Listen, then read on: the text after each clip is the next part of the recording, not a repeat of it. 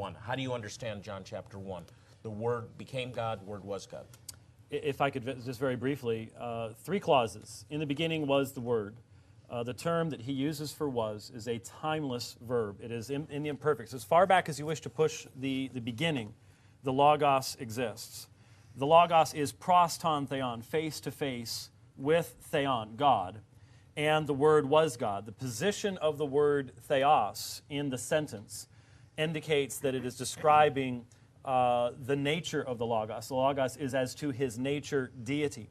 Now, John is very careful in the prologue to never use the word egenita, the aorist form of genomai, of the Logos, which would point to a point of origin, a time of creation, until John 1:14, when the Word becomes flesh. So everything else, there's a man who came from God named John. That uses a different verb. When you're talking about the Logos does not have a point of origin in time. Then the Logos becomes flesh in John 1:14 and dwells among us. We beheld his glory, the glories of the only begotten of the Father. And then you have that beautiful text, which is the bookends. It's the end of John 1:1, John 1:18, bookends of the prologue of the Gospel of John. No one has ever seen God, the monogenes theos, a fascinating phrase, the unique God, who is at the Father's side, literally at the Father's bosom, the position of intimate fellowship. He has exegeted him. He has made him known. He has explained him. So 1:18 and 1:1 together explain to us what's being said. The Word is eternal. The Word has had eternal relationship with the Father. And the Word is as to his nature deity. He is the one who has become flesh and has revealed to us the Father in a perfect way. You have a very different view of that. Okay.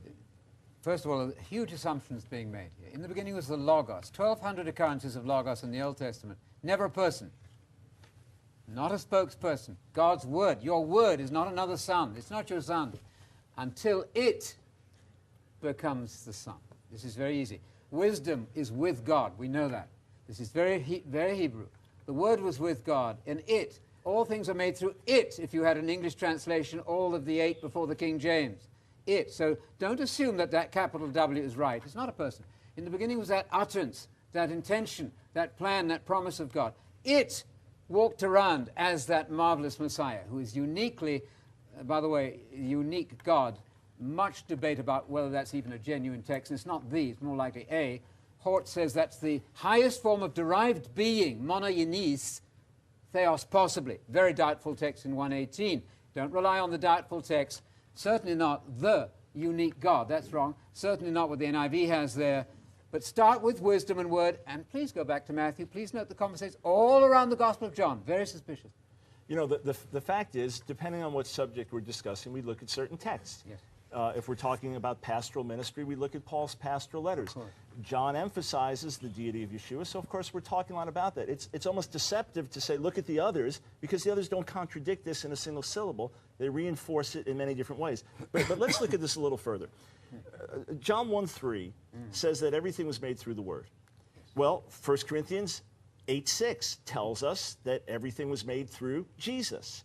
Colossians 1:16, everything was made through Jesus.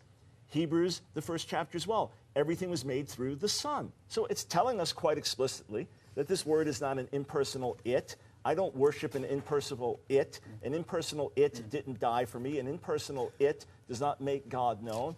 This is a person, the Father creating all things through the Son. The New Testament witness is explicit. All you have to do, and sometimes it's the exact same words used in John 1:3 and these other texts that I just mentioned, the exact same Greek that's used. So the New Testament is explicit. The Word is the Son is Jesus, who was eternally pre-existent. I want to ask a follow-up. It's simple.